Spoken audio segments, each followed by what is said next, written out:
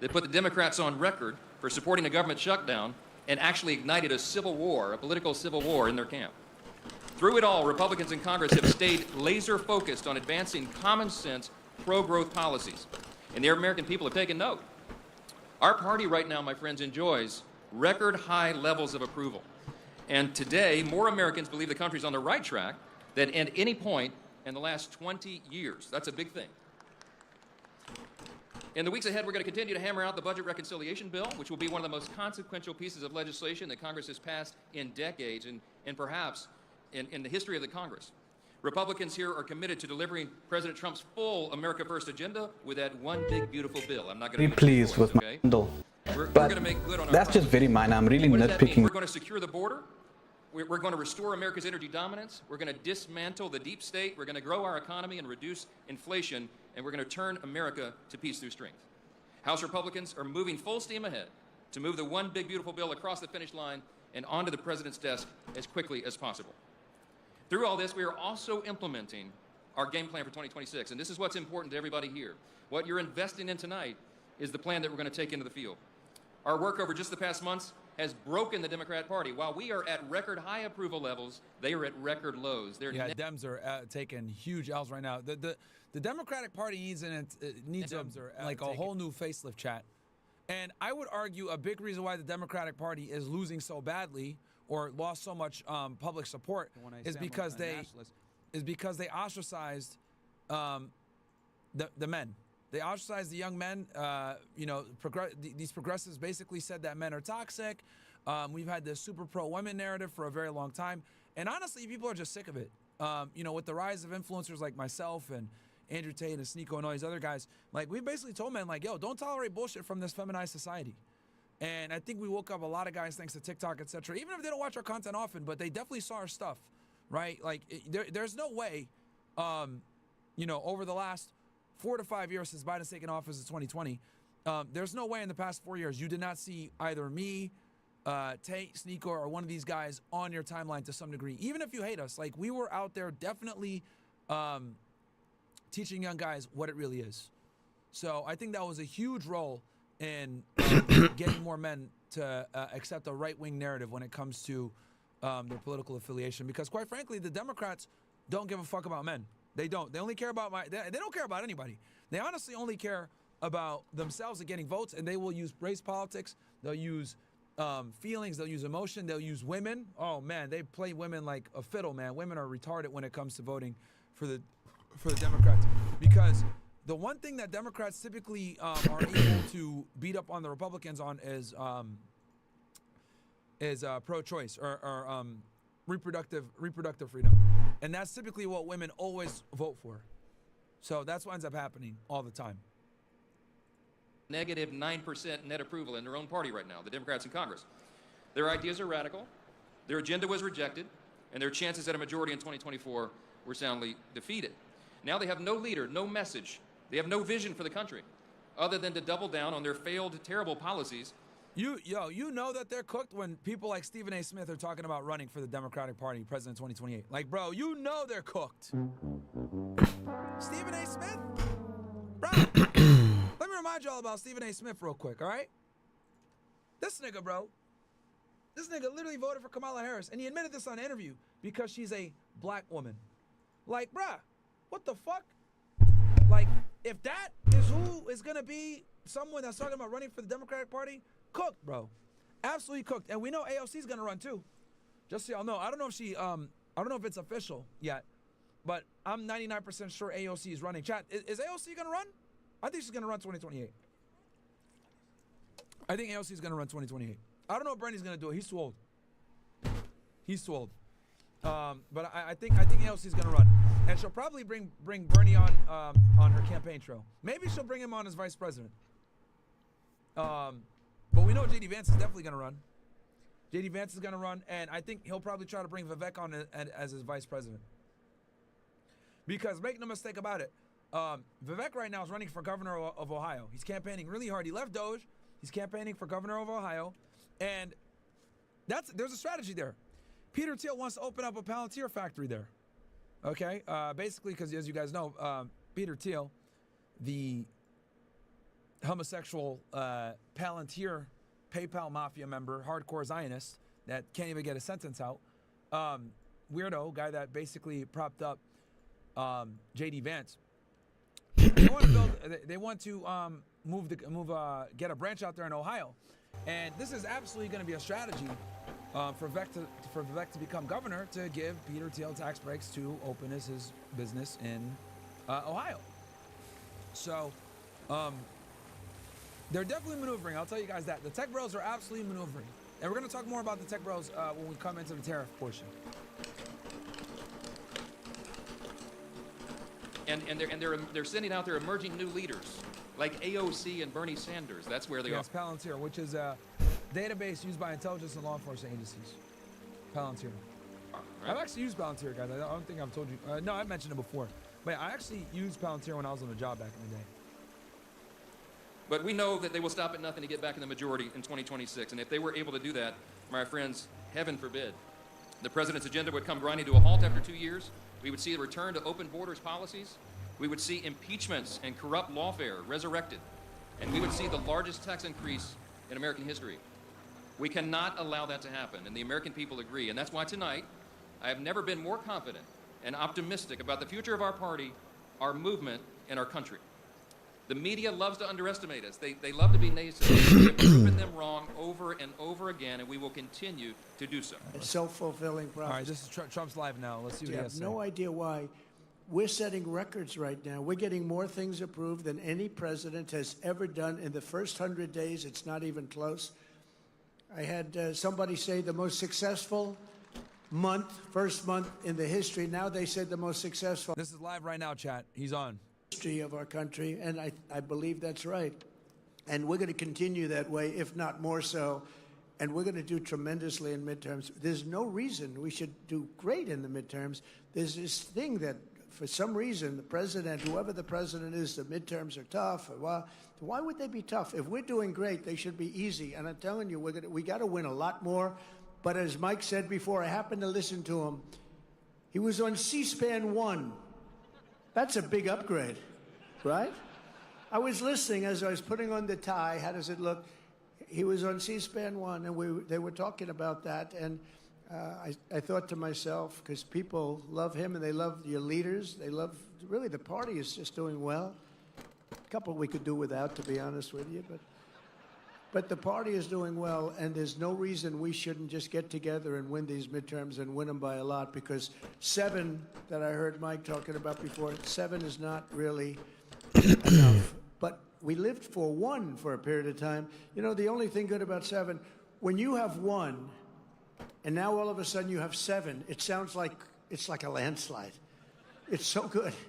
It's like the most amazing thing. 7 sounds so good when I hear that. It sounds like we can't be beaten.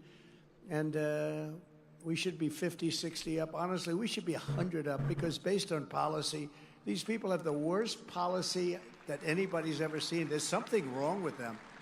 Honestly, there's something wrong with them, all this crap. 13 House Democrats currently represent districts that voted for Trump, and voted for Trump big. And in 2026, we're going to tell them, all 13, that you're fired, get out. Out, get out.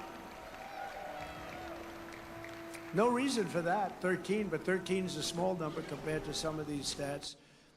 We are going to work very hard. I'm going to do tele-rallies. You know tele-rallies? I'll do rallies for a lot of you, but I'll do tele-rallies at a minimum. And we just had 2 great elections, by the way, and I heard everybody is introducing our 2 new Congress. Where are they? Yo, shout out to everyone that's watching. I want to look you in the eye. I want to look you in the eye, Randy. Look at the 2 of them. What a job you did, man. Huh? You were never in doubt. Where's our second person here? I know he's, oh, there he is. Boy, they gave him a lousy seat. He's behind. Great job. We're proud of you, man. Great job. Great job. Thank you. And, you know, both elections, they were saying, it's going to be close. It's going to be close. And I was listening. And they won by, you won by what, 17 points, 18 points? I don't think that's close. I don't think it's close. So we won by 15 and 18 points. And they're saying it was a terrible. Yeah, Trump loves doing this, letting people know how much he won by and how much they smacked him by. This guy's like a sore winner. He loves to let you know how much he beat you by. But in addition to our fantastic House Speaker, we're pleased to be joined by Majority Leader Steve Scalise. And I watched you too, Steve. I watched you on C-SPAN 1. And Steve has suffered greatly. I mean, I was there the night that it looked like he wasn't going to make it. He's very brave. He suffered greatly. And I tell the story about the baseball game where, I mean, he was really, the doctor told me, sir, I've never had anybody lose so much blood. It's not looking good. And his wife loved him. She was such a disaster that night. She was crying. She was crying because I've been with people that were in serious trouble and the wives couldn't care.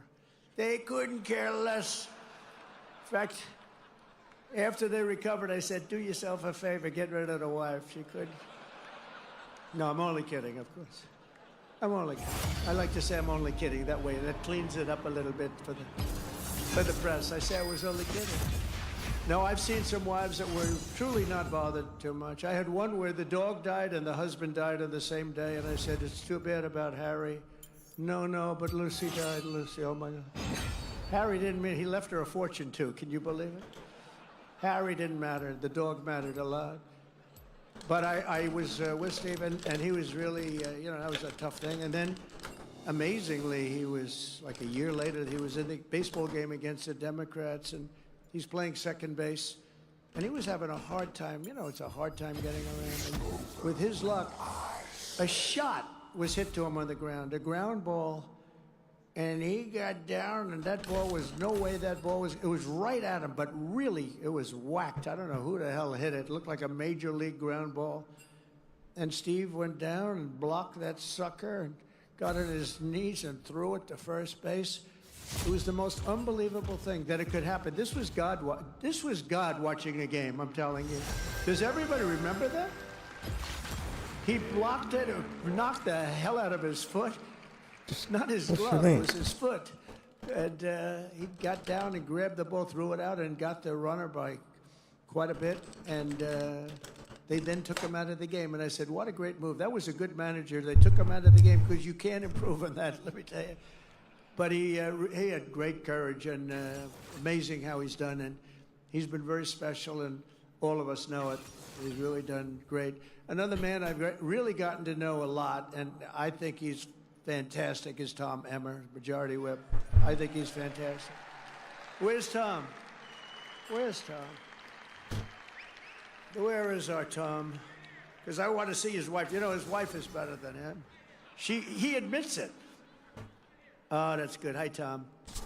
So where is she, Tom? Oh, no. She's not. She's home. She's watching C-SPAN. Yeah, I know. Thank you, Tom. Great job you do.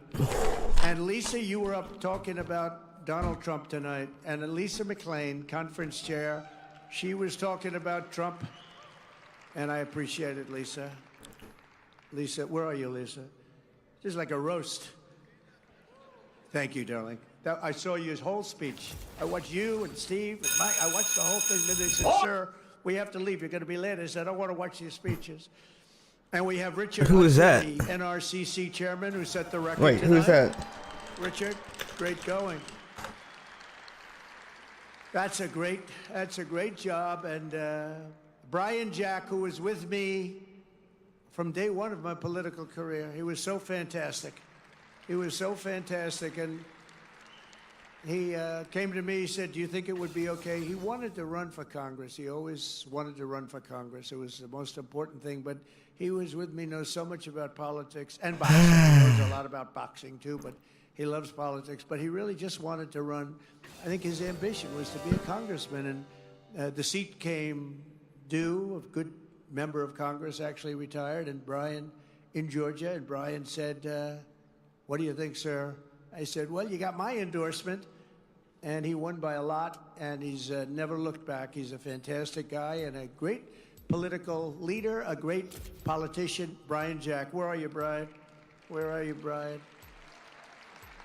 Hi, Brian. Of Congress. Great job. Proud of you, Brian.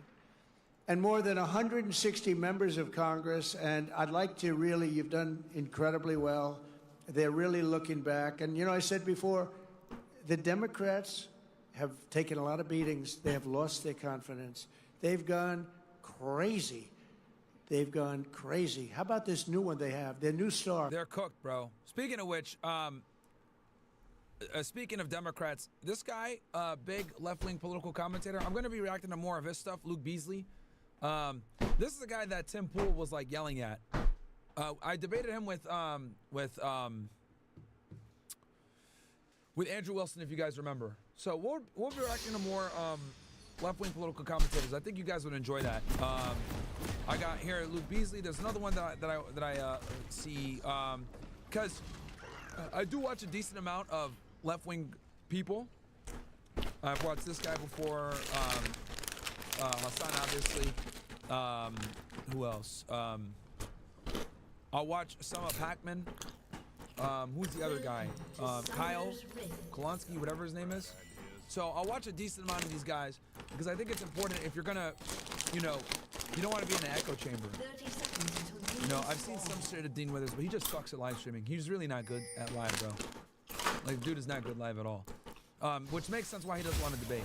But yeah, we'll be reacting to some of their shit because their takes are so funny, dude. They're so funny sometimes. Crockett. How about her? Is that real? Are they serious? Facts. Pac-Man do begin Pac. And if you guys were wondering, every time. About that? That's their new star? If that's their new star, they're in serious trouble. I mean, this is Crockett. Oh, man, oh, man. But we have, we've done a job, but they've totally lost their confidence. And it's a hard thing when you lose your confidence. But they have. They've taken a lot of beatings, and now they're going to rely on Crockett to bring them back. Crockett's going to bring them back. You ever watch this? Last November, all the leaders here tonight were given a mandate from the American people. At the presidential level, we won, think of this, all 7 swing states. We won the Electoral College 312 to 226. That's not bad, remember? Here we go, bro. He always does this, man. He needs to remind the Democrats how much they suck and how much he beat them by. Because people at 26, the lowest level ever for either party. The Republican Party is a much bigger party now than it was ever before. And I must say that it's the biggest now since you heard the name Donald J. Trump running as a politician. You heard the name before, but not as a politician. I said to my wife, you know, I think I'm going to do this thing. Do I have your approval? Yes, darling, I think you'll win. See, she's a supportive First Lady. I don't know if she believed it or not, but she said it. She said, yes, darling, I think you'll win. How do you think I'll do? Oh, darling, you'll win very easily. Even though I've never done it before. I said, I have one problem. I've never done it before. She said, that doesn't matter. You're so talented. I said, thank you very much. This is why we get along. It's easy to get along like that. But we have far more people and far more enthusiasm than the party's ever had. I think I could almost say than any party's ever had. I don't think any party's ever had more enthusiasm than us and spirit. A lot of that's our leadership. The Democrats are a broken party with bad policy. They've lost so much, and both as politicians and as people, they've lost. The stage is set for a monumental victory for the Republicans in the midterms. And many of you, I guess most of you, and so many great congressmen and women here. You got some senators here also, but many of you are, all of you are up. We've got to win. We've got to work really hard, and we've got to win, because there's no way they should be winning based on policy, and it's ultimately about policy. We simply have to keep our promises to the people, and we have to very simply put America first. Put America. Yeah, and that means no war with Iran, goddammit, Trump. Come on, man. Which we're going to talk about that in detail, by the way, chat. That's going to be the feature story for today. We're going to cover the war. I'm going to kind of talk to you guys about how we got here. As you guys know, one of my specialties is breaking down Middle Eastern affairs. I think foreign policy is extremely important. I think it's often overlooked. You know, I think that's when it comes to politics, that is one of my stronger positions is foreign policy. I've noticed that a lot of American political commentators stay away from foreign policy. I don't know if you guys have caught that. There's some big ones that do, talk about it, but like the main ones, a lot of times stay away from it. And I think the reason why is it just doesn't benefit them, right? You know, this is what I mean when I say like normally conservatives talk about, you know, transgenderism and two genders and shit like that. They stick to stuff like that and they stay away from foreign policy because number one, you got to do research. You got to know what you're talking about. Two, there's no way that you can support Israel if you actually understand foreign policy. And then three, being critical of Israel is a death sentence for conservative media, so they'd rather just not touch them. It literally will get you blackballed. You know, don't forget, guys, that it's only been, you know, safe to criticize Israel recently. Like, if you talked about Israel, you know, before October 7th, it was cooked. And I know I always harp on that and tell you guys that, but it is so true that you could not have these conversations prior to October 7th. No fucking way. An enemy has been slain. And I said I ran on common sense. You know, I ran in common sense. That's crazy that the Republicans have to run on common sense as their slogan to win, bro. That should tell you guys how loony we were starting to get there. Falcon punch! Crazy. It sounds like a phrase that would have been used. I don't know. Nobody tells me it was used in politics before. Now everybody's using it. I see the Democrats, some Democrat guy who's just real sleazeball. He got up. He said, yeah, I ran on common sense. That's what I did. Common sense, yeah. And I said, gee, the problem in politics, you come up with a little slogan and they copy it. But, you know, they copied no tax on tips. Remember, I said no tax on tips. Nevada hadn't been won for many years by a Republican. And state of Nevada, and don't ever call it Nevada. You'll lose 25%. Call it Nevada. It's true. Yeah, that's always, you know, that is kind of funny. People from Nevada get really mad when you mispronounce it. It's like, bro, no offense, but nobody cares about y'all state, man. Like, nobody knows you guys for anything outside of Las Vegas. And hell, most people don't even know that Las Vegas is in Nevada. So come on, man. It seems almost nicer the other way. You know, Nevada sounds like Brooklyn. Does that make sense? I come from Nevada. But don't ever call it Nevada, call it Nevada. But as you know, the corrupt globalist establishment that ruled our country for decades is now complaining that I'm doing exactly what I pledged to do in the campaign. All of these things, tariffs, the men and women's sports, everything. The borders, strong borders. We have the strongest border we've ever had today. It was just announced. I will give him credit for that. He's pretty much like stopped border crossings. Border crossings have dropped by like 90%. The lowest in literally like 20 years, if I'm not mistaken. Lowest amount of border crossings, which is good. It's a good deterrent. Now, if only he would actually follow through and do the mass deportations that him and Thomas Homan promised, but they're not. They're more focused on grabbing Turkish students and fucking deporting them in Somerville, Massachusetts for writing op-eds. That's crazy. I showed you guys a video. How many ICE officers did it take to get this woman in custody? Like 6 or 7 of them to get one woman in custody. Those resources should not be expended on college students that write op-eds that are critical of Israel. And she didn't even support Hamas. She wrote an op-ed. So this is where we are in America now. Instead of mass deportations, we're getting college students arrested for political views that Israel doesn't like. Ridiculous, bro. They don't want to write that. You know, they forget. I think I've told you guys this before, but I know I got a lot of new viewers here, by the way. Also, by the way, guys, if this is your first time watching one of my live streams, give me a 1. If this is your first time here watching a live stream. Give me 1s if this is your first time watching an actual live stream. Not the first time you ever watched me. If you watch Fresh Offense, that's fine, no problem. But I'm talking about if you're first time tuning into Myron Gaines X, where you guys are getting my political and cultural commentary. Give me 1s if this is your first time.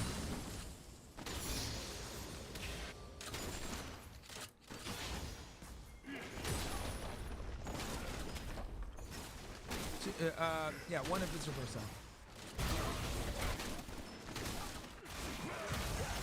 Yeah, I literally, I saw that Jordan Peterson cried again. We'll react to that too. I literally made a comment on this. But you know what? Just because you said so, I will go ahead Killing spree. and pull it up on my X. I literally, right before I went on air, I tweeted about how he was crying on Piers Morgan and why that's a fucking problem. Here it is. All right. So, okay, for some of you guys that are new here, welcome to the stream. When I voted for Trump, because as you guys know, I like Donald Trump. I think he's cool.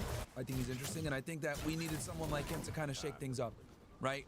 When 2015. I liked him a lot better in 2015 when he wasn't taking money from people, making fun of Hillary, saying, lock her up, this other shit. It was hilarious. But I voted for Trump for two main reasons. The first was foreign policy. I think foreign policy is extremely important because foreign policy is the only thing that is out of your control as an American citizen. For example, it doesn't matter if the stock market crashes, is prosperous, interest rates come down, there's more jobs. None of that matters if we get into a war, okay?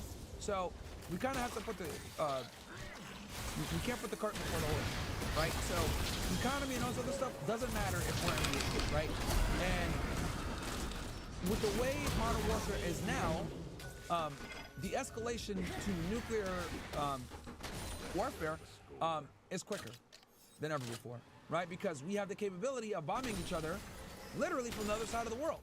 So with that said, our military capabilities have gotten stronger and more sophisticated, so has our nuclear capabilities. So for me, foreign policy was the #1 reason why I voted for Trump. I wanted him to end the war in Russia and Ukraine, which we are slowly, dialing it back, even though they're still fighting. But I do think that he would at least be able to make a deal with Putin versus Kamala Harris would not even have talked to Putin. Because as you guys know, Biden did not talk to Putin for years. He literally didn't talk to him for years.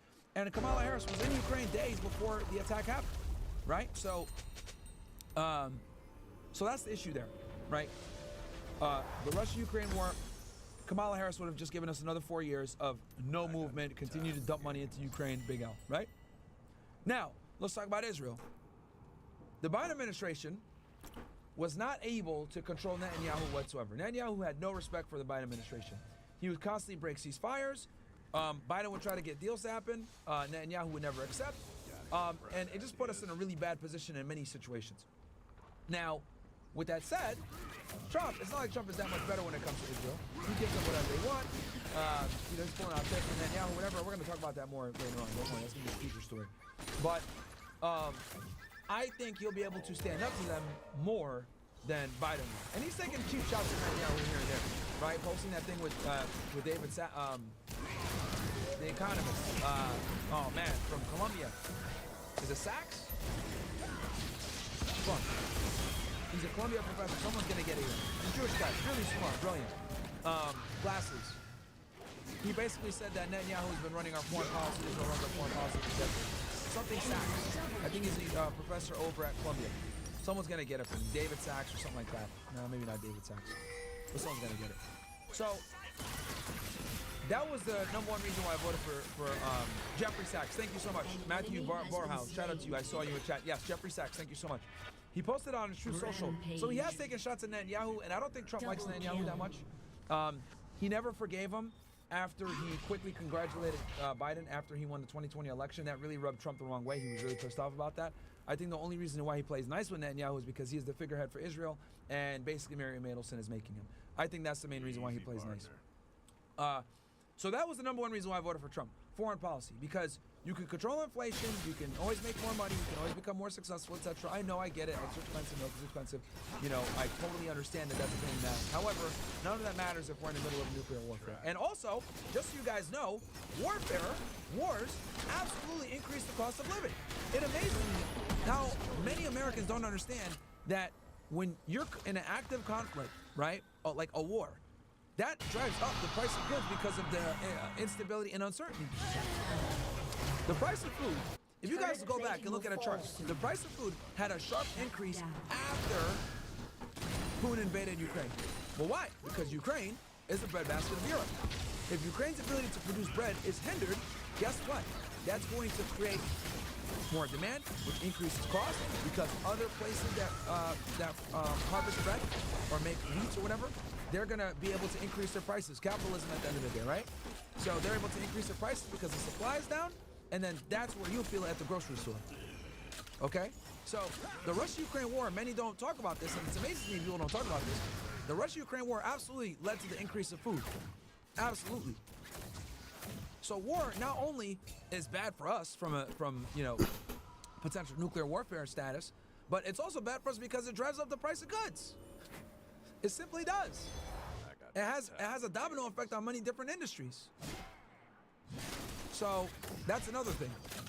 So those are the two main reasons. The second reason I voted for Trump was for immigration enforcement, which we're not getting either. We're deporting fucking college students that talk shit about Israel. Stupid. The mass deportations on day one didn't happen. Tom Homan, fucked up, lied. You know, Kristi Noem is more concerned with going on raids with ICE than actually like pushing really hard to make sure that we get rid of illegal aliens. Like she's doing a lot of this shit for show. We shouldn't be spending resources going after F1 students, bro. We have only a finite amount of resources to use. Because I know this because I worked for ICE for years. I know that they can't sit there and go after every illegal alien. They have to prioritize criminal aliens. Cool. Let's do that. Let's go after criminal aliens. Use the CAP program. They get a lot of funding for their CAP program. Not to be confused with that. A criminal alien program. So do that at least. Don't waste time fucking going after fucking students. Anyway. There was something else. Oh yeah, but those are the two main reasons I voted for Trump. Again, they're trade cheaters. They cheated on us. They cheated with tariffs on us. They stole our money. They stole our jobs. And now people are going around saying, oh, we're not treating them right. No, we're treating them very good, actually. They're lucky we're treating them so good. And, you know, when I have tariffs and I say, well, we're going to charge what they did. We're going to charge. I'm going to talk about tariffs as well on the broadcast chat. And for those of you that are just tuning in, Trump is live right now at the National Republican Congressional Committee dinner. We're watching this and we're going to get into the news stories. Maximize the profits of outsourcers and I mean, these foreign corporations are horrible. It's horrible what they're doing, but we're catching them. We're catching them by the dozens. My job is I have to defend the American dream, and I have to defend the American citizens. That's my job. I have to defend that. The American dream is never mentioned. It was mentioned for 4 years, and now it's being mentioned again, but it was never mentioned when we had Sleepy Joe in office. Let's settle this. I used to have a big... I knew he was going to take a shot at Joe Biden. He always talks about how he beat the Democrats by a lot, landslide victory, too big to rig, and then he makes fun of Joe Biden. Here we are. Call him Crooked Joe. Who wants to call him Sleepy Joe? That's my problem. It's like the same. They both work. They both work beautifully. Joe had one ability that I didn't have. He said he was a good golfer. He's terrible. Somebody said the only time I got angry during our debate when he said he was a 6 handicap. He's not a 6. He's not a 36, okay? But he had one ability that I don't have. He was able to go to a beach. Yo, this nigga stays cooking Joe, bro. So because it looked like it was actually falling off. But he'd go, had a hard time walking through the sand because, sand is heavy on your feet. Carrying one of those 6-ounce chairs that are made out of aluminum that if you weigh a little bit too much, it just cracks in the middle when you sit down. And he could sit down in a beach with photographers on the beach. He's the president, so he had a minimum of photographers, but he still had photographers. And he could fall asleep. Who the hell could do that? Who could fall asleep? And he'd turn around and drool would be coming out. He didn't care. His wife didn't. It's an ability that I could never fall asleep under those circumstances. I'd be very conscious of my body and what we look like. I'd be sitting up like this. Then I'd say, darling, it's time to go. Let's get out of here. Well, it wouldn't most people. I mean, this guy could go to the beach, and he was out in seconds. Guys are shooting him. He'd be in the papers the next day, eyes closed, mouth open. The United States has been getting ripped off for 50 years, and we're simply not going to take it anymore, and that's what's happening right now. And I'm going to give you guys the good, the bad, and the ugly with the tariffs. 1950, the United States dominated global auto production, producing more than 75% of all of the cars on Earth. Think of that, 75% and even higher before that. Today we produce 11%, while China produces 3 times more than we do. Let me tell you something. With the tariffs that we're doing, as you know, we have tariffs on automobiles. aluminum, steel, separate from the other tariffs, the baseline we call it. Companies are pouring back into our country with plants. There's a run on sites. There's a run on old plants. Most of them are being ripped down for new plants. They've stopped building in Mexico, 4 or 5 plants, and they're all coming into the United States. I know what the hell I'm doing. I know what I'm doing. And you know what I'm doing, too. That's why you vote for me. And the chip makers are coming in. They're all coming in. We've never had anything like this. We have investment, they think, of about think of this, $7 trillion. And that's been in a month and a half. Think of that. For the first, you got to give me a little time to get warmed up with that. Guys, get your chats in right now. I'm going to read super chats here, and then we're going to get into the stories. I know some of you are probably wondering, hey, why aren't we covering the stories? Well, Trump's having this dinner. You know, anytime Trump is live, you know, we'll obviously tune in and see what he's got to say. And then we'll get into the stories. And, hey, man, we got a longer stream tonight, guys. I'm giving y'all the content, baby. Giving y'all the content. Don't worry, the stories aren't going to go anywhere. But, yeah, after Trump gives this speech, I'm going to read chats. I'm going to be reading them here shortly. And then get them in while you guys can. I'll read the batch, and then we're going to get into the Frisco, and then into tariffs.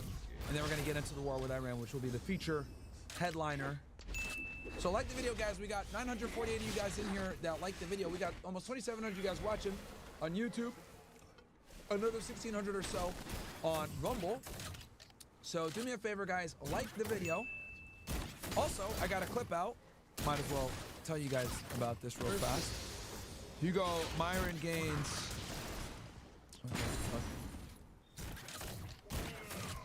Myron Gaines, bam. Right, you come in here. This video is doing pretty well so far. How modern women have gotten out of control. And this is me reacting to this girl dancing like a fucking retard. Who is a 2nd grade school teacher, by the way. Absolutely ridiculous. So yeah, the video's doing well. Do me a favor, guys.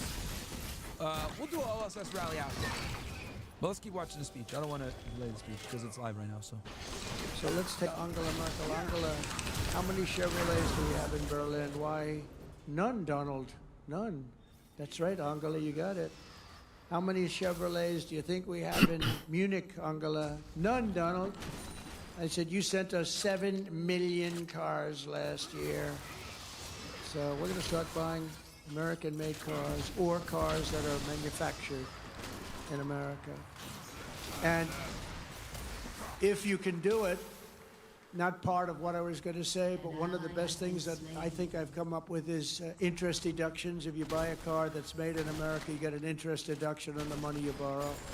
And I love it. I hope you can do it, Mike. I hope you can do it, because I haven't bugged you about that. I've been talking about no tax on tips, no tax on Social Security, no tax on overtime.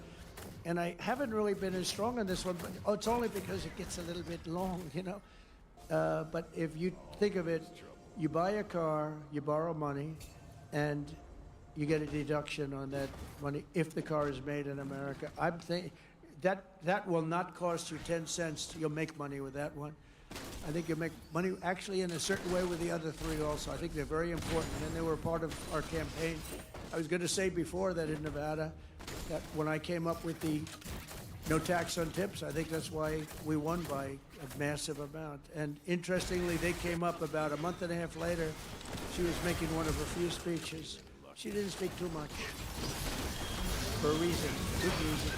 She was making a speech, and in the middle she said, oh, and by the way, we will have, everyone's falling asleep, we will have no tax on tips. That place booed the hell out of it. They said, you're a little late on that one. Because I was worried they'd copy me. You know, it was so good. You know how it actually happened? Maybe I should tell the story quickly. I was in my building in Las Vegas. We have a great restaurant there. And this young, beautiful waitress, and you're not allowed to say beautiful because that's the end of your political career. If you call a young woman beautiful, that's the end of your career. But what the hell? She was beautiful, so she came up to me. Yeah, okay, W on that one. Stepping a little bit, but I get what the message here. He's trying to say, fuck this shit, this cancel culture. And she said, hello, sir. It's so nice to have you at the hotel. I said, thank you. I had a group of people, some political people, actually. It's very interesting. And I said, how's everything going? She said, oh, it's so tough. They're after my tips. Who's after? The government. They're after my tips, constantly after my tips. They're after all of us for the tips. She said, sir, we should have no tax on tips. I said, say it again. What? We should have no tax. She said it. This was my consultant, waitress from my hotel. Most people go out and spend millions of dollars to come up with an idea. I said, she just said no tax on tips. That's the coolest thing I've ever heard. So I went outside. There were a lot of, we finished our wonderful meal, steak, went outside, and there were a lot of cameras, as there always are, unfortunately. I say, ladies and gentlemen, we're going to have a new policy all over the country, but specifically in Nevada. There will be no tax on tips, right? And the cameras went wild. Click, click, click, click, click. And we won the state by a lot, so I don't know. So I have to find that waitress and thank her. She was my consultant, except I didn't pay her $2 million like the other consultants that we all get screwed by. Even worse than the tariffs other countries impose are the non-monetary barriers. That's a non-monetary. These are not financial. These are other things, what they do so that you can't get your product in that country. And China, as you know, is one of the big offenders. And it's not all China. Look, I get along with President Xi. I have over the years. But, you know, you just... when COVID came, that was the end. That was it. That was called the bridge too far. But I've always had a good relationship with a very smart guy. He loves his country. I love our country. So, you know, we love our country. He loves his. I tell that to other leaders. You got to fight for your country. It's, you're not going to fight for us. But we can't fight for you. We're fighting for other countries. We're trying to make them great without making us great. But those days are over. They steal our intellectual property. They rob our trade secrets. They manipulate their currency to levels that have never been seen before. Today it was announced that China is reducing its currency. Did you see that? Big, big. In other words, they're going to make up for it. They got every trick in the book. I'll tell you, they are. You got to hand it to them. You got to hand it to them. They're manipulating their currency today as an offset. Apparently, Trump is imposing a 104% tariff on China. Against the tariffs. Not supposed to do that. The game isn't supposed to be played that way. It makes it very hard for us. But in the end, it's not good because they have to buy oil. See, we don't need oil. We don't need oil and gas. We have more than any other country. They have to buy it. That's where it hurts them when they do that. It costs them places. And they ship their products through every one of our trading partners, running up our deficits with these countries. They sell a lot. You know, when you put a tariff on... Yeah, what China did was fucking sneaky bastards. Back in, like, I think 2018, when Trump imposed tariffs on them the first time, what they did was they moved their companies to Canada and Mexico and other places that didn't have as high of tariffs. And what they ended up doing was they still were able to cut the cost by moving their company over to another country, but they didn't move it to the United States. So that's the type of shit that China be doing. From them, they sell it like with steel. They were dumping tremendous amounts of steel into our country during my term. I saved every steel mill. We only have steel mills. Mexico, too. Because of what I did. I put a high tariff on them, 25 and then 50%, and it stopped. It stopped. They were dumping so much steel, we would have lost every single steel mill. The people that like me best are the people in the steel business, but I think the auto business is going to be right there. I think chips are going to be there. I think pharmaceuticals are going to be there because, you know, we don't make our own pharmaceuticals, drugs, and other things to get better. They're made in other countries, and you pay a number. I mean, the same package in our country compared to like London and other places is sometimes 10 times more. 10 times more. Something that sells for $88 in London sells for $1,300 here, made in the same factory by the same company. And that's over. I told them all it's over. They put all of their research and development, they put everything. But what they don't tell you is that these other countries are smart. They say you can't charge more than $88, otherwise you can't sell your product. And the drug companies, listen to them. But we're going to do something that we have to do. We're going to tariff our pharmaceuticals, and once we do that, they're going to come rushing back into our country because we're the big market. The advantage we have over everybody is that we're the big market. So we're going to be announcing very shortly a Yes, if we would need 3 planet Earths if other countries consumed as much as we do. And that's what Trump means by that. We are the biggest consumer. So people need our business. major tariff on pharmaceuticals, and when they hear that, they will leave China, they will leave other places because they have to sell. Most of their product is sold here, and they're going to be opening up their plants all over the place in our country. We're going to be announcing that, so that's breaking news. Ladies and gentlemen, we have breaking news. That's what's going to happen. What other presidents allow China to get away with is absolutely criminal, but I'm not like the other presidents, and it's not going to happen under President Trump. It's just not going to happen. After all of the abuses they've perpetrated, China's attempting to impose additional unjustified tariffs. Just so you understand, they all got rich because of tariffs. You know, now when we do it, oh, it's so terrible what Trump is doing. It's so terrible. They got rich. And not only China, many countries. I mean, you look at Vietnam, you look at so many, I could name 50 right now. Biden couldn't do that. He couldn't name any. Name one country. Name any country. What's the name of our country? He doesn't know. That's why additional tariffs on Chinese goods are in place effective midnight tonight at 104%. God damn. 104%. Until they make a deal with us, that's what it's going to be. I think they'll make a deal at some point. China will. They want to make a deal. They really do. They want to make a deal. They just don't know how to get it started because they're proud people. China will now pay a big number to our Treasury. This is all taxes. And don't let them keep telling you that this is a tax on our people. I hate that. You know, they say it's a tax. No. Often, much of it is paid. And hey, look what happened during my first term. We had no inflation, and yet I took in hundreds of billions of dollars in tariffs and taxes from China. No other president got 10 cents in tariffs or taxes from China. I got hundreds of billions of dollars. Hundreds of billions of dollars. And I still got along with them because they understood what they were doing was wrong. They understood it. It's when you explain it, they say, I've had numerous leaders tell me, you're right, sir. I was waiting for you to bring this up. I'm going to read the chat soon, guys, after this speech. After this speech is done, we are going to move on to the news stories. I just kind of want to hear what he's got to say here. Because some of the trade deals that were made by predecessors as president were so bad, you almost wonder who did these deals. They were either crooked or stupid. They can be nothing else. They were either stupid or crooked.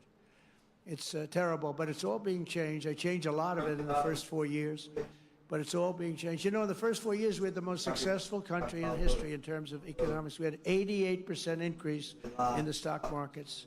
We had an 88% increase. There's never been any president that had an 88% increase. We had 88%, and there are a lot of happy people. And I think we're going to do much better than that this time, because this time I'm doing what I want to do with respect to the tariffs. I think we're going to do much better. And just remember the numbers. When you get up to $2 billion a day, $2 billion a day, they're saying, sir, can't be that, can it? I said, yeah, it can. It's the biggest transaction ever made. This is bigger than any deal. You guys, some of you work for companies. Your companies are peanuts. I don't care how big they are. This is the largest transaction in the history of our country. And don't let some of these politicians go around saying, you know, because I'm telling you, these countries are calling us up, kissing my ass. They are dying to make a deal. Please, please, sir, make a deal. I'll do anything. I'll do anything, sir. And then I'll see some rebel Republican, you know, some guy that wants to grandstand, say, I think that Congress should take over negotiations. Let me tell you, you don't negotiate like I negotiate. Congress takes over negotiating. Sell America fast, because you're going to go busted. You don't. I just saw it today. A couple of your congressmen said, I think we should get involved in the negotiation of the tariffs. Oh, that's what I need. I need some guy telling me how to negotiate.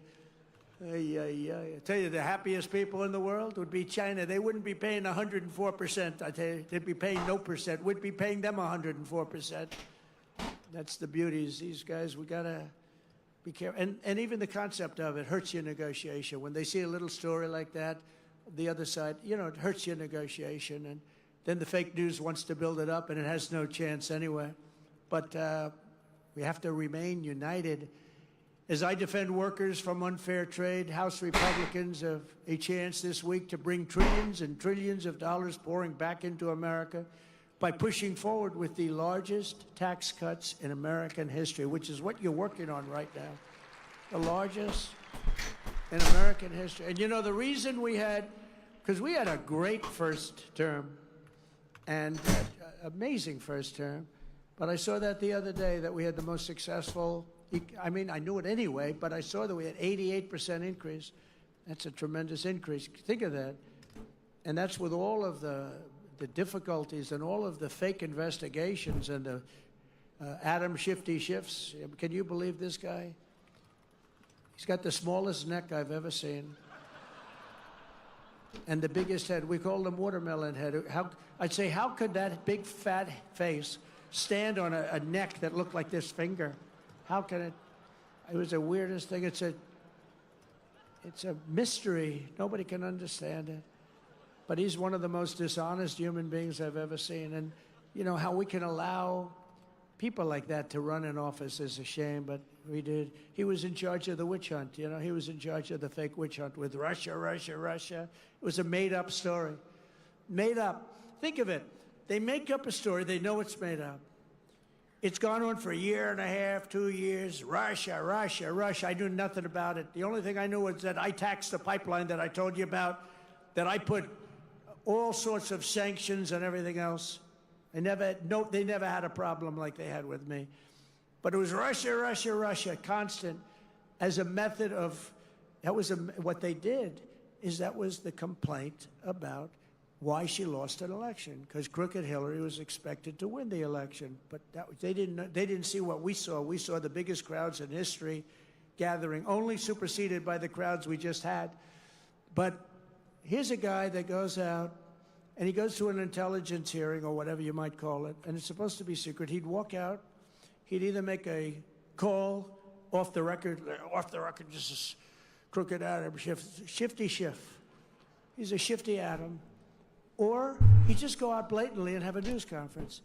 And because it had to do with me and my family, he'd go out and have a news conference, and he said, you know, you've got to remember, he knows it's a hoax because he made it up with crooked Hillary.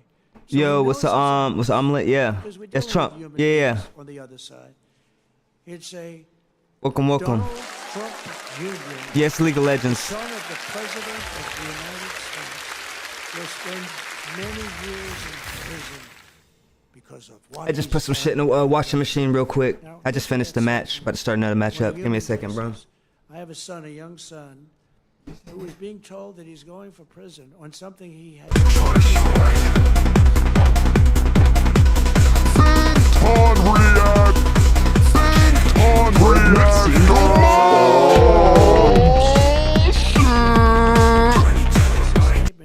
About a hoax that he made up that he knows is false. How bad a human being do you have to be? They put my son and my family through that kind of trauma. These are bad people. These are sick degenerates. His son interviewed Mark earlier today, too. Give them the benefit of the doubt, but I've just seen too much. They make up a story about Russia. It's a hoax. And eventually, now they've all admitted it was a hoax. On to the next one.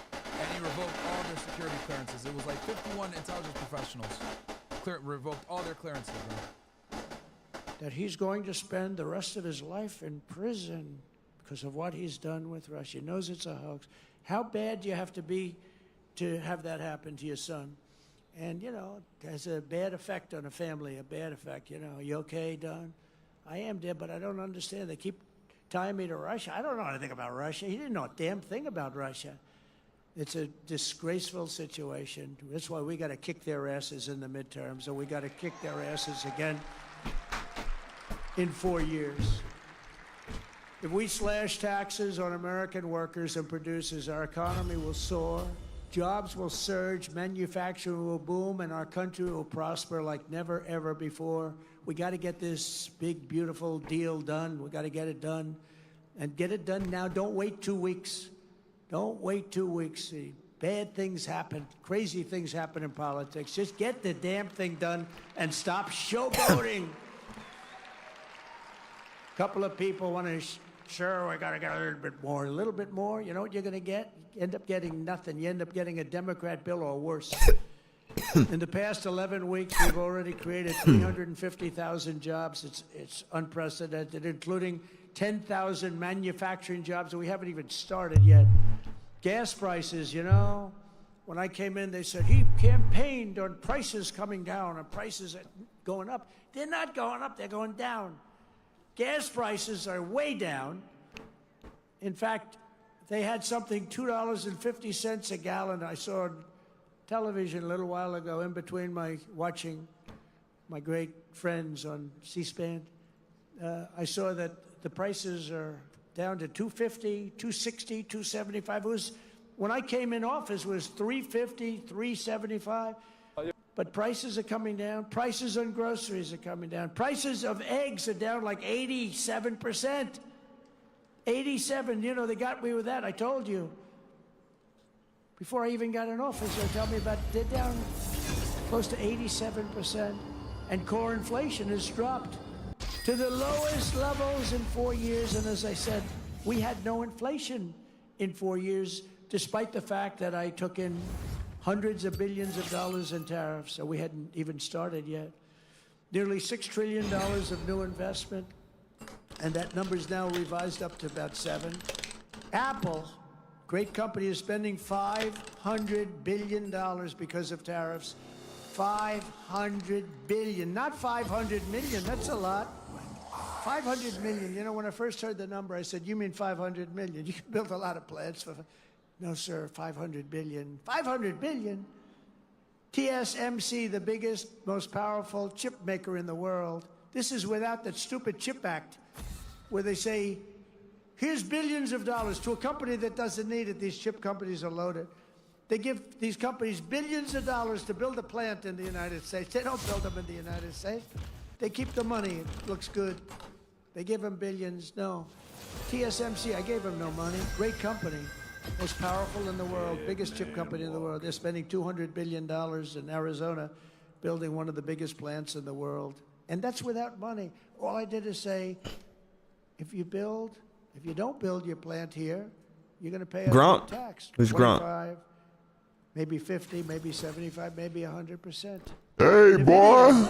Is investing hundreds of billions of dollars. Johnson is investing $55 billion. What is his name?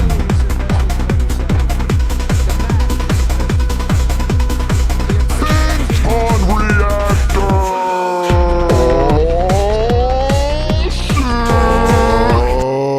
Oh, shit. Putting in billions and billions and billions of dollars. They're buying sites all over their building because they don't want. All right, I'm going to take a quick pause and read some of these chats real quick. Killer UFC says, Martin, how do I get masculine and lesbian women to respect the masculine man? Don't wife them up, bro.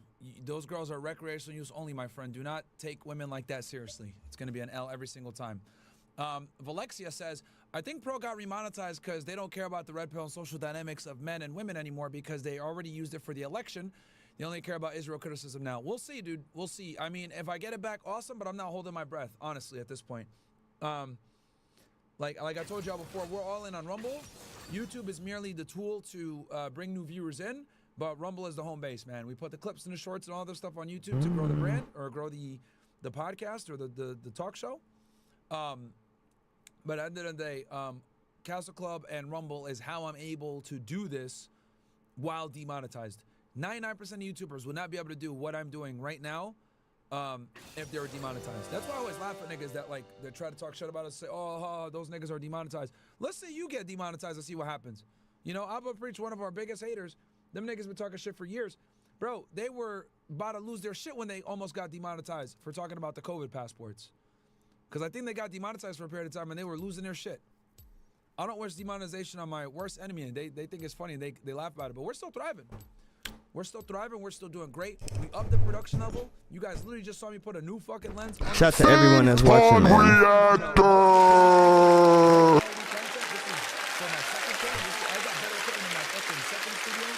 Pregnant single mom! Photon reactor! Pregnant single mom. We got demonetized. Photon reactor. Just hilarious. If anything, us being demonetized made us work even harder. Nothing can stop us. It will continue trucking on. So we'll see what happens, bro. But if they don't remonetize us, yes, I'm gonna be very annoyed and frustrated. But it is. So I know how to fully use the soundboard now. Adam Too Fresh says, keep telling Ari Schaefer to address. Can go in. Of course. And just add more and more shit. Nick Fuentes and the Tate's Canis, Academic Digital Nas, American Games Collaboration, W. Joe Rogan. Tate soon, Nick soon. Milo, I don't know. He flaked on us twice, so I don't know if we'll do something. Candace probably end of the year when she releases her book. Academics, I don't know if Academics is still in town. I know he was here for a bit. Let me message him real quick to see if he's still in town. Let's settle the score. Let me see. Welcome to Summoner's Rift. He might have left though. I know he did a stream with 6ix9ine and Aiden. Minion spawn. And Rogan, I already told you guys about Rogan. I'm too controversial for Rogan, bro. Honestly, I'm gonna keep it all the way 1 million with y'all, bro. These are podcasts I don't think you guys are ever gonna see me on. You guys are not gonna see me on Rogan. You guys are not gonna see me on Chris Williamson. You guys are not gonna see me on Lex Friedman. It's just not happening. I am too volatile for those guys. And I've met Chris Williamson in person. You know what I mean? I've met Chris Williamson in person. Nice guy. I think he's scared to have me on because I'm controversial. Which fine, I get it. He's very vanilla. But my problem is that he brings on people like Sadia Khan and these other idiots that talk shit about me all day. That's what annoys me. Like, if you're gonna bring people that constantly bash me, let me defend myself. and shit. and shit like that, you need to bring us on too. Yeah, exactly. Like, platform or ops, right? Like Sadia Sakar, this red-haired nigga, I forget his name, with glasses. Constantly, they're fucking shitting on guys like me and Rolo and Tate and shit like that. Like, that's what pisses me off. You know what I mean? Like, don't criticize. Dumb support, man. Should have been helping us. Bring people on that are Why is he in the lane? or the biggest podcast on the Red Pill. Like, that's what annoys me when it comes to Chris Williamson. Nice guy. I have nothing bad to say him as a person. Smart guy. Talented guy. You know what I mean? But it's frustrating that he platforms people that constantly talk shit on me, talk shit on the Red Pill, talk shit about the masculine movement in general, or this space in general, and he doesn't bring someone in to actually explain what the fuck is going on. Because what I've realized from a lot of these fucking normies is a lot of them bastardize my fucking talking points. It's actually incredible how many people, when I'm debating them or I'm talking with them, I got Soraka. mischaracterize my position. At least I got a healer. On a lot of different things, right? So shout out to everyone that's watching. A good example. So, like when I talk about Ashton Tatum, he thought I was over here saying like, oh yeah, you gotta be fucking all these bitches, blah, blah, blah. No, I tell guys, get your sexual market value high, stay the same man that your girl fell in love with, and if you want to have multiple women, go ahead and do it. Do it ethically though. Be honest about it. Don't lie, right? So, but he thinks I'm over here telling niggas like, oh yeah, you gotta have 10 girlfriends, all that other shit. No, I tell guys, get your sexual market value high, so you decide what you want to do. I give you the tools, you decide what you want to do with it. But a a non-negotiable reality is you need to be able to stay attractive so other women want you. You need to keep your sexual market value high. Okay? Like, I hate to say it, but women only want you when other women want you. That's how you keep a girl attracted to you. And I know that sounds cumbersome and fucked up, but that's how women are. They're extremely backwards when it comes to attraction. And this is something that I gotta get through men's fucking heads, that these tradcons simply cannot teach young men. So yes, I appreciate your vote of confidence. I got no time. But I think those are 3 podcasts that will never have me on, guys. I'll be honest with you. Hey, look, if they do, awesome. I think if we get big enough, maybe it'll be where they can't avoid it. They gotta bring me on, because this is how it goes, right? And because you guys ask this stuff all the time, and I can tell like you guys aren't in the YouTube world or the creator world, so I don't mind explaining this to you guys so you kind of understand. But like this is how it goes, bro. When people do collab with you, right? They gotta look at it like, all right, am am I gonna? Is there gonna be a benefit here? Does this guy have a big audience, etc.? Like, it's a very selfish business endeavor doing collabs with people, right? Like, very rarely do people just do collabs off the strength of them liking the person, right? Like, that doesn't happen a lot of times, right? Y'all know I do that for a lot of my guys, especially guys that like I came up with in the red pill space. Like, I'll go on their shit all the time. I don't give a fuck how many live viewers they got. You're my friend. You're my friend. We came up together. I'm gonna show you love, right? But other people don't move that way in the YouTube world, so they look at it like this. If you're big, they'll platform you, right? Or if you've got like a good following. But if you're controversial, the likelihood of them platforming you needs to override the backlash they're gonna get. Does that make sense, chat? Does that make sense? So, if you're gonna platform somebody that has any type of controversial views, whether it's conservative viewpoints, the criticisms of feminism, criticism of them boys, criticisms, you might be considered racist, whatever it may be. If you bring anyone like that on your shit, the benefits need to outweigh the backlash that they're gonna get. Okay? In a lot of cases, people will be like, yo, this dude's too controversial, I'm gonna get a lot of backlash. Yeah, he has a good, strong following, but I'm gonna deal with so many headaches. And also keep in mind, a lot of these guys have like damn near 50% female audience to men. Don't forget that, guys. Like over here, y'all are looking in the chat, like 90% of y'all are dudes. Try. Right? A lot of these guys y'all mentioned, like Friedman, Chris Williamson, etc., Joe Rogan, like a lot of women watch these dudes. So they have to be very careful on who they platform. Now, if you're someone like Andrew Tate, where you're the most Google guy on earth, they gotta bring you on. It doesn't matter how controversial you are, what you got going on. Like, you're too big to be stopped. You're too big for them to not bring you on. Because again, the benefit outweighs the backlash. I'll give y'all a perfect example. So Benny Johnson, right? As y'all know, Benny Johnson had Andrew Tate on his show a couple months back. And one of the Trump attorneys said, hey, I fuck with you, I support your content, I'm a fan. Her and Benny got dragged for that. For weeks, they got dragged for that. Right? Oh, how could you platform this guy? He's a human trafficker, he's evil, blah, blah, blah. All the tradcons, the Ben Shapiro's, the Matt Walsh's, the Daily Wire niggas, all your, like, typical talking heads, we're all going crazy because they hate Andrew Tate. Right? Because a lot of them are jealous that Andrew Tate's able to get the market share of young men. Because the problem with these older guys, Jordan Peterson, Ben Shapiro, whatever, which I'm going to talk about that here in a second as well, is like, their audience of men are old dudes. They don't have the youth anymore. Because the problem with guys like Ben Shapiro, Matt Walsh, Jordan Peterson, Crowder, Bongino, when he used to do political commentary, like, they don't identify, young men can't identify with them. These are all older dudes that are married that don't understand what dating is like now and how women are now. So young men can't really identify with their experiences. These dudes are advocating for you to be monogamous and play by the same set of rules like it's 1955. Meanwhile, guys like me and Andrew are telling y'all, no, it's 2025, times have changed. These bitches are crazy. You gotta be far more selective.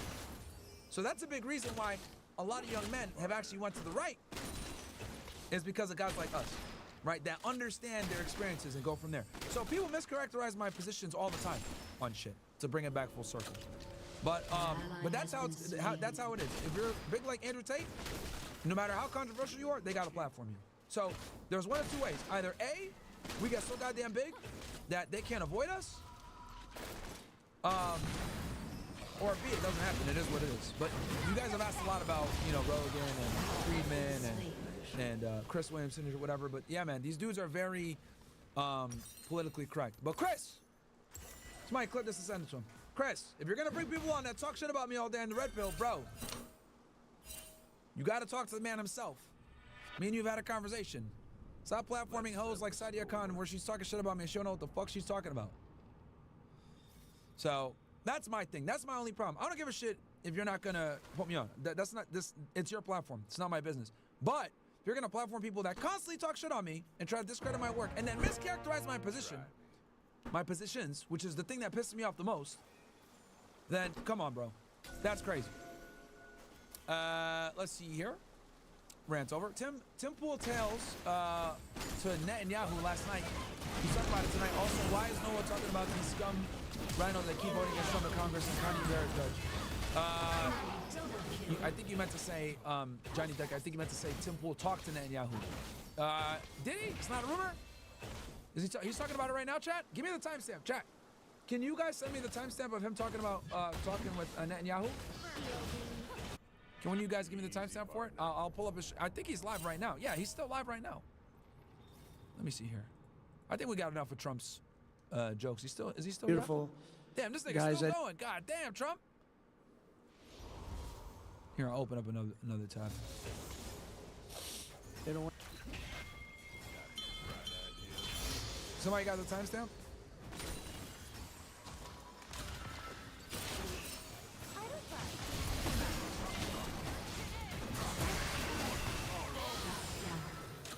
I'm finding it for you guys right now.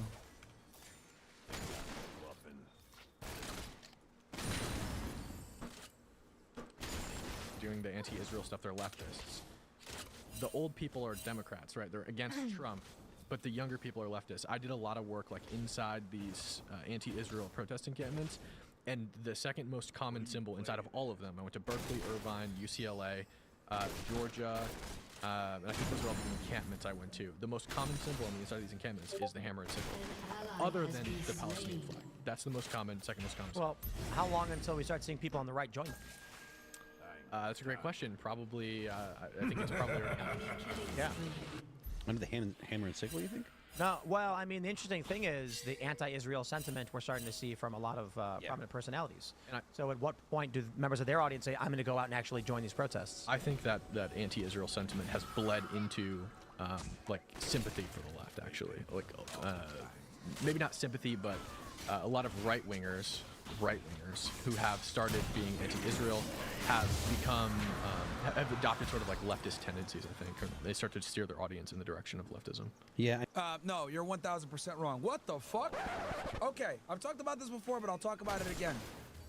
The left comes at Israel for humanitarian reasons. Apartheid ethno-state, human rights violations, war crimes, etc. The right typically comes at Israel from the position of nationalism. Hey, these guys are subverting our government, they're influencing our foreign policy, they're getting us into wars, American taxpayers are paying for the bombs that kill innocent children.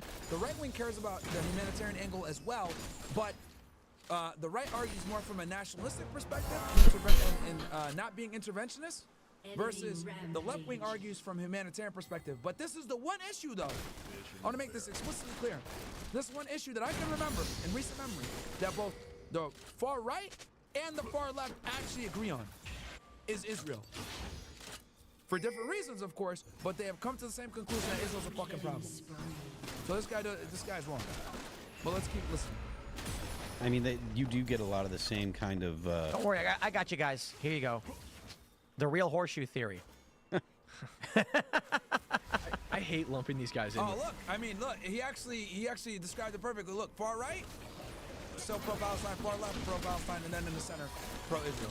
The right, Joe, because they're not actually right-wing, right? Yeah, and what is this? This is so weird. Yeah, this is funny, though. The real... When you say sympathy for the left, like which issues then? Well, here's a great example. Candace Owens, on her podcast, she debated, I forget who it was, but they were talking about East Jerusalem. They're talking about the difference between the Muslim, Arab, Jewish, and, why am I blanking? Armenian quarters. 4 quarters of the old city of East Jerusalem. And she was basically like, I was there with the rabbi who took me around, and the signs say, no, Arabs can't leave, they have to live here. Like, the Muslims have to live in the Muslim quarter, which is not true. I've been to Jerusalem. There is no division between the quarters. There are Muslims wearing hijab in the Jewish quarter. There are Jews wearing kippah in the Muslim quarter. There's no division. There's Muslim-owned businesses in the Jewish quarter, and they sell kosher here and non-kosher here, and the Jews buy it. So no division. She was corrected on that by whoever she was debating and basically told that she was lying. She continued to parrot that talking point afterwards, but what she appealed to is, and by the way, this is the woman who... Shout out to everybody that's watching. You know, the whole Brexit... Who's ready for daddy? Well, I just see that and I think of the Jim Crow South. And Phantom reactor! because Pregnant single moms. What do you think? What do you left? So, I hate to interrupt you, and I don't mean to be disrespectful, but no, totally. Left and right refers to the cultural tribes. There's left economics and right economics, but typically in this country, when they say left and right, it incorporates the components of the umbrella factions. Yes. So race economics could apply to each other. When you say right, the reason it doesn't make sense is the authoritarian right is not free market, but the libertarian right is. I actually tend to believe that there's no such thing as a libertarian left. I think that so when you look at the actual axis of authoritarian, libertarian, right and left, and we probably won't get anywhere with this conversation, but generally in the past at least, and I agree with you when we talk about right and left. They're really getting in the weeds right now, but fuck it. In the United States, we're referring to tribes. Yes. But traditionally, right and left is an economic axis. The further left you go, the closer to communism are. The further right you go, the closer. All right, let me read. Okay, Punisher says, we're going to keep going. What is the difference between all these illegal aliens getting caught and deported by ICE in the book? The book has papers. Funny. Mr. Myron Gaines, sir, was accidentally blocked out of Discord. Utmost thankful for you and huge down to Marco, Mr. Gaines. I need emergency life and government crime reporting for me following me up. Well, where and how much? Join Castle Club, bro. We're going to have a Zoom call tomorrow. All right, I watched you last night. Great job, man. I appreciate your input. Just wanted to show support. Appreciate that, my friend, greatly. Let's see here. Just reading through these chats, guys. We'll go back to the simple thing because it is an interesting conversation. Hey, Ryan, I was upset that I couldn't make it to Penn State. I got home late and was 2 hours away, so traffic backed things up. I really want to go. You did a great job, and I'm proud of you. Thank you so much, R1 Official. I will be at South Carolina, my friend. Make it there, April 22nd. Hey, Ryan, I was made a mod on Rumble, and you accidentally removed me, bro. Here's the thing, bro. The Rumble, I started to get problems with the modding. A lot of you guys were being band friendly, so I had to, I gave the wrench only to a few people. I'm letting Josie handle that shit, and a couple other guys, Broski, etc. Shout out to the mods, Jake the Mullet. Bro, I was busy for 2 weeks and came back to Trump doing this. Holy, what's the point of these tariffs? My portfolio's getting cooked. Don't worry, Fresh Updates. I got you. I'm going to talk about the tariffs as well. Good job, Penn State. Thank you so much, Cash. Free. Hey, Ryan, I super chatted Donovan about co-hosting with you this week, and he said it's possible to get in contact with him. That would be nice to croissant. Yes, I've been in contact with Donovan. We are going to do something. You guys know Donovan is a homie. I'm always going to get back to him. Man, I totally agree with what you're saying. The way modern society has changed, the way women move, and they don't even care about religion anymore. However, I do think that the only way we can solve this problem is by making the church have authority on the influence on culture again, like it used to. But I understand that women don't care about that anymore. But